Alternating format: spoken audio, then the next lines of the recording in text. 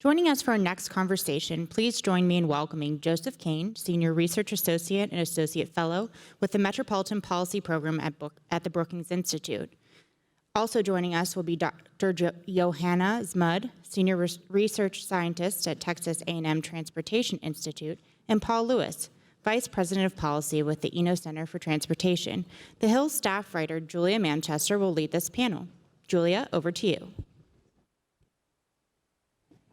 Much. So I think as a reporter in Washington, we have, in the journalism community, we have a bit of an inside joke, and it's kind of like whenever there's breaking news in Washington, we say it's infrastructure week, right? Because before, when it was actually infrastructure week, it always gets interrupted with breaking news. So I'm so happy that on this breaking news day, we get to talk about none other but infrastructure. So just to start off with, and I'm going to field this question to the three of you, what's the state of infrastructure in this country, outside of our nation's capital? Because we're really seeing the mobility landscape change, and I think there's a lot of questions as to whether our country's infrastructure is able to keep up with that. Paul, let's start with you. Sure. Thanks for having me. Glad to be here. And I'll say from an infrastructure and mobility standpoint, we're kind of at a turning point in this country. We're not building a ton of new things. We are, of course, trying to alleviate bottlenecks, add transit capacity where we're growing a lot, but most of our infrastructure needs are more on the kind of routine maintenance and keeping up with things. And that's coupled with this kind of transition from a perspective of building infrastructure to managing operations and demand. And that's this really interesting nexus today where we've seen a lot of new mobility options come onto the scene, and that kind of feeds into this changing dynamic of departments of transportation where they're focused more on the operations and maintenance than they are on kind of building new things. And so I think that sets up a really interesting paradigm for the future. Right, and Johanna, from your perspective, how are you seeing the state of our country's infrastructure? Mm-hmm. Well, to follow on from what Paul said, I think that what we're seeing is with reduced money for infrastructure investment going to localities, cities, that infrastructure is not keeping up. TTI, the organization I work for, released its urban mobility report 2 weeks ago, and congestion in the U.S. in the top 100 congested cities is the worst that it's been in decades. And so I think that there are implications of that increasing congestion that happens, one of which is that a lot of the economic benefit that cities get, for instance, is from visitor, business and leisure travelers. In work that I just recently completed for Avis Budget Group, we found that business and leisure travelers are noticing the increasing congestion in our cities and are determining where their destinations might be because of that. So I think there's these implications that actually go beyond just pure mobility, getting from our homes to work, but other kinds of economic impacts that might be happening. Right. And Joe, what's your perspective? Yeah, so I'll probably repeat since a little bit here, but I think a couple points I'd like to make. So building on a little bit of what Paul and Johanna are saying, so state and local action here is increasingly becoming not just an option, but a necessity, right? And the reality in the country is that our states and localities are responsible for more than 3/4 of all public spending annually on transportation. They're the primary operators and owners of our infrastructure. So in as much as there's a need sort of for federal action here, the reality is that states and localities are leading a lot of the action here in terms of innovation, but also challenges, right? It's not always easy to be addressing some of these questions. The second point I'd make is that we are lacking clear objectives just nationally of what do we want out of our infrastructure. I would argue, we're still operating in a middle sort of 20th century vision that of the interstate highway era, that one of connectivity, one of building out a lot of new stuff, and for all intents and purposes, mission accomplished, right? Now we have a country that's built out, we have a lot of roads to take care of, but now we have serious questions around resilience, around accessibility, around increased population growth, some markets not being able to generate enough growth, what happens with them in terms of these questions of sort of regional divergence. So we have to have clear vision as to what we need to get out of our infrastructure, not simply just throwing more money at it. Right, and this might be a bit of a layman's question, but it's something I notice every day going to work, or whether I go home to my hometown of Orlando, which has grown rapidly, I would say, within the past 20 years. But why are US cities so congested? I mean, it seems like it's been kind of building up for a while and it's not getting better. So Johanna, I'll start with you on that one. Well, I think, one of the interesting societal issues that we're dealing with right now is that even though we have these new mobility options that are available to us, we probably have more ways to travel around cities than we ever have. But on the other hand, we still use our own personal vehicles most of the time to do that. Right. So I think, if I'm not mistaken, the number of people without a car has stayed the same for the last 3 decades. Wow. So that means, and in terms of commute trips, 90% of commute trips are still made in a personal vehicle. And so in some of these modes, whether we're talking about ride hailing or bike sharing or some of the micromobility modes, they might be available, but people use them occasionally or for special purposes. They're not using them typically to travel from home to work. And so our congestion is being caused by people driving their cars. Makes sense. And Paul, you study workers and jobs in particular in terms of mobility and infrastructure, but how is mobility innovation impacting that in today's economy? So, in terms of people working in transportation, or just the broader congestion? I would say I kind of hopped around on that one, but just, I guess in terms of in transportation to start out with, I mean, one of the interesting things, I've been in DC for the last 8 years, and if you had a future mobility conference 8 years ago, it may have been on high-speed rail, and there'd probably be a quarter of the people in this room, right? The dynamic of transportation, the infusion of new interests, new talent, new faces into this industry has been really dramatic in the past 8 years. Lots of interest, and that has profound implications on workforce. And so I think we're going to see further interest in transportation because it is an exciting field, and a continue push both on the kind of professional side, and then also we've seen a lot of change in folks that are driving buses and taxis and Ubers and Lyfts. There's a lot of changes happening right now on that side of the workforce too. Particularly with the AB 5 bill in California and other legislation that's being passed. There's a lot going on the workforce side. And Joe, how do you think cities such as, bigger cities such as Washington, D.C., Los Angeles, New York, have really been able to adapt to the introduction of Uber and Lyft and these new kind of modes of transportation? Would you say they've reacted and adapted positively, or have there been some negative implications? Well, I think the key is present tense, adapting, it's not done. Right. So it's still happening, and we're kind of dealing with that every day, both as users of some of those systems, but also seeing some of the spillover effects, I think, of some of those systems. I think the important thing to bear in mind is that when we talk about our transportation issues, they're not happening in a vacuum, right? They're happening alongside all sorts of different economic issues at the moment: housing affordability, land use. Are we providing the services that people need to get to the jobs they need to get to? Hospitals, right, schools. So there are many different trends at play here. And I'd argue, for places like DC, New York, that are sort of growing, right, have high levels of economic prosperity, right, they have the capacity, and in some cases the leadership, I would argue, to build on some of Paul's point, right, of not just sort of the workers who are actually doing the physical work, but the actual leadership that's being more proactive, right, imaginative about some of these issues, rather than thinking, well, we're not just going to rely on the same tried and tested solutions that we've been doing for the past few years. Right. And Johanna, how has mobility, and as it evolves, how is it meeting the needs of everyday Americans, in rural, in urban centers and outside of urban communities as well? Well, I think one of we hear a lot when we talk about the future of mobility on what I call the supply side, which is the options that are out there and what's available to use. A lot of times we spend less time really thinking about what is it that people need to get from point A to point B, and are those options serving their needs?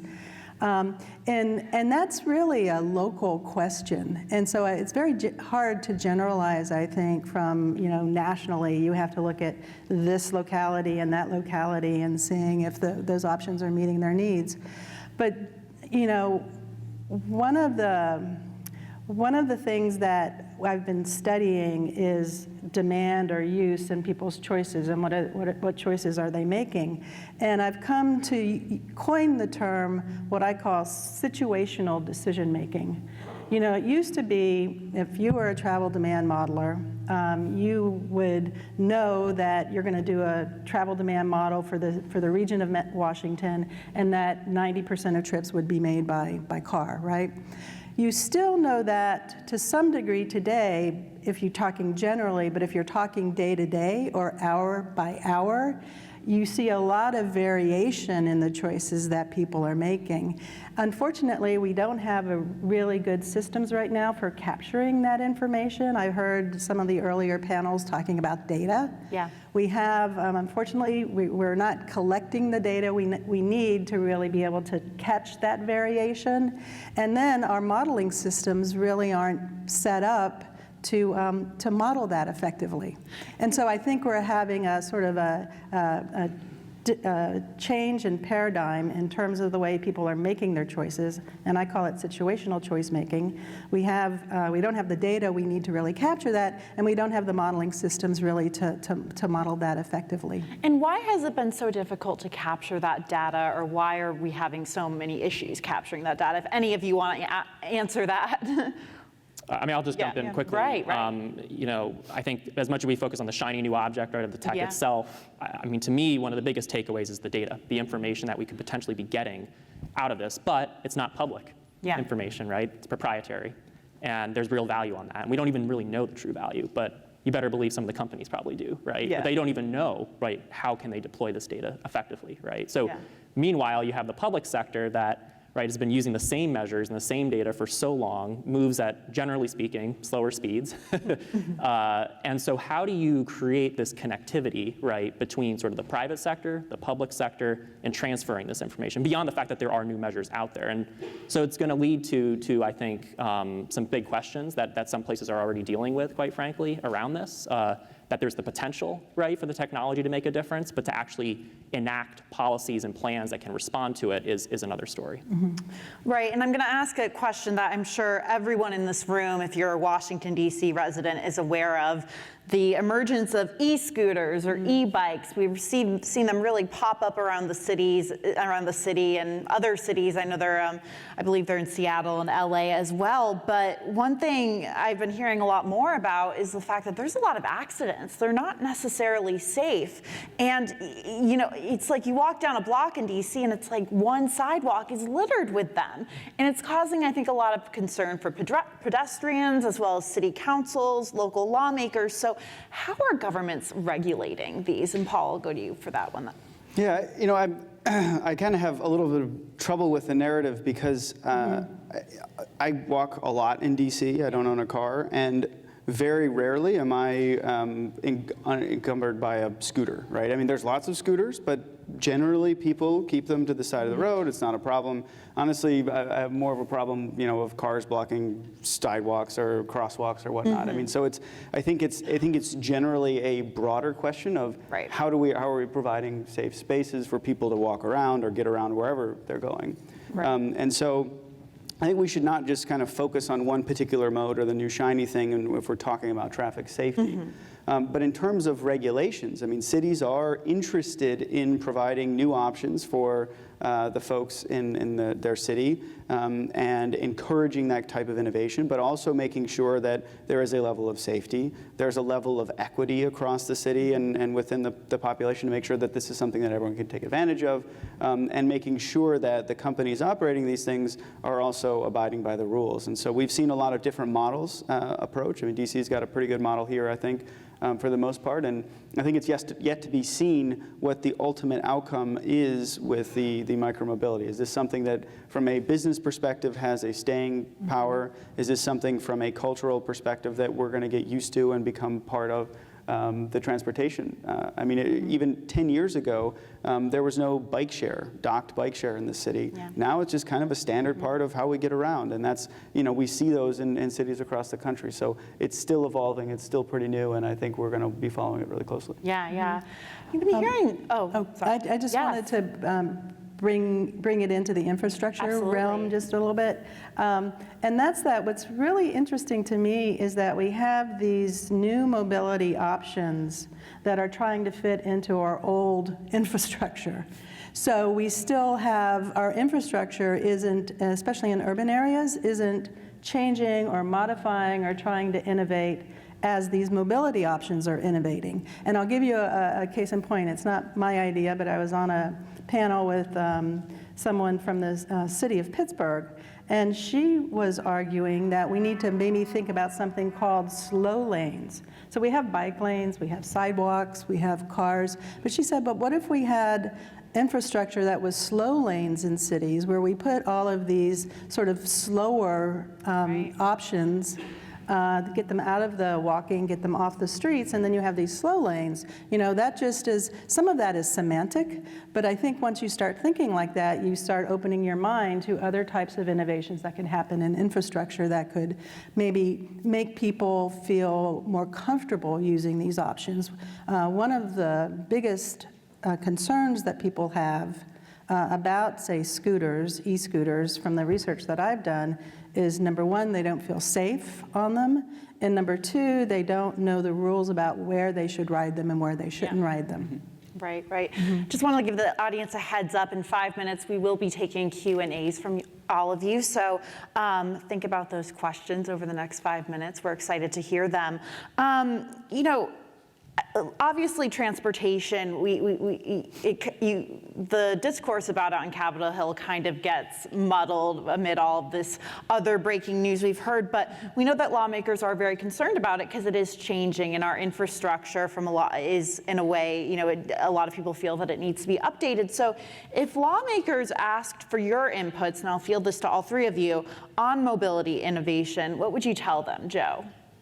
Yeah, not a big question at all. I mean, we've already seen some action, I think, here a little bit. I think the problem is it just hasn't gone anywhere, right? And so, I mean, USDOT, right, has their AB 3.0 guidance, primarily focused, rightfully so, on safety and sort of how do you handle these new technologies. But I would argue, again, kind of what I started with, what are the objectives here? Like, I mean, what are these technologies intended to support, right? I would argue they are upending our traditional notions, or should upend our traditional notions of what mobility even means. Right. Are we even using the right measures? If we have some of this new data available, where we've relied traditionally on supply side information, you're providing sort of capacity, you're providing transit connectivity for folks, but now maybe for the first time we can see demand side data. Right. Where do people want to go, at what time of day, for what reason?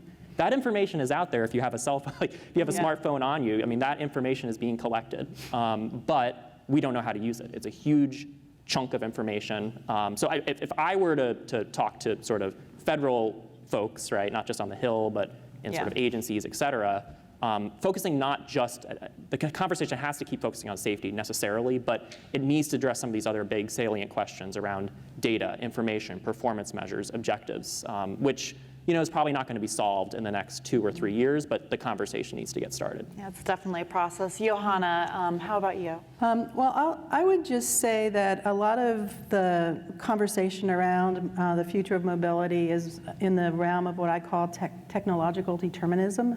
We just think that the technology is going to be put out there, and we as a society need to just deal with it. Yeah.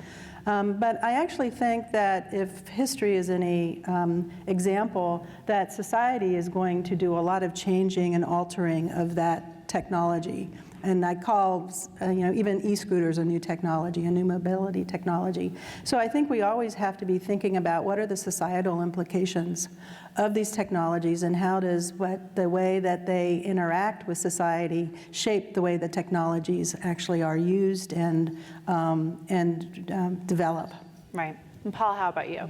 Yeah, I mean, I think in terms of lawmakers here in DC, much of the new mobility stuff that we're very excited about is a kind of a local state issue, and it's happening very quickly and very rapidly at the local level. But they need some guidance, and this is state DOTs, city DOTs, transit agencies. How do they partner with these private sector companies? What is the appropriate balance they need to strike? And I think that there's a guidance that the federal government role can play. At the same time, next year, we'll be looking to reauthorize the federal highway and federal transit programs, which distribute tens of billions of dollars to states across the country. Well, they distribute it largely based on formula factors that were used in 2007. And right now, they just continue to put out the funds to states based on those 2007 statistics. They haven't updated it in almost 13 years now. We're going to be releasing a paper. This is a shameless plug for a paper at Eno next week, where we say, look, well, what if we changed that paradigm? What if we put out funding from federal highways for transit projects and whatnot, using data that's relevant today? What states would get more money? What states would get less money? Should we go on a needs-based formula? Should we go more performance-based to target some of the outcomes that the federal government wants? So it's a really interesting analysis. I mean, the secret is that the political challenges are going to be huge, and the data that we have today is not very good. But it does kind of show that we need to rethink the federal program from an infrastructure standpoint so that we can be providing money to the states and localities that deserve it, and the states and localities that need it. Great. Well, I want to open it up to the audience. If anyone in particular has a question, I'm seeing some hands. We'll go around with a microphone there. Thank you very much for for your presentation. I'm Nicholas Penorius, American Frozen Food Institute. Do you believe that cities will need to change their infrastructure if and when autonomous or semi-autonomous vehicles become popular? Yeah, when I've talked to folks that are developing AVs, their number one infrastructure request is roads that don't have a lot of potholes, that have good lane striping and clear signage. That's the number one infrastructure request. And I think it behooves us to take that seriously and really push for a state of good repair program, encouraged at the federal level, enacted at the local level. And if it takes 20 or 30 years for autonomous vehicles to actually show up in any kind of broad way, we get some good roads in the meantime. So I think that from an infrastructure standpoint, that's where we've heard and that's where we've been recommending that we put the focus in the short term. Right. Anyone else? Looking at my friend Andrew in the back.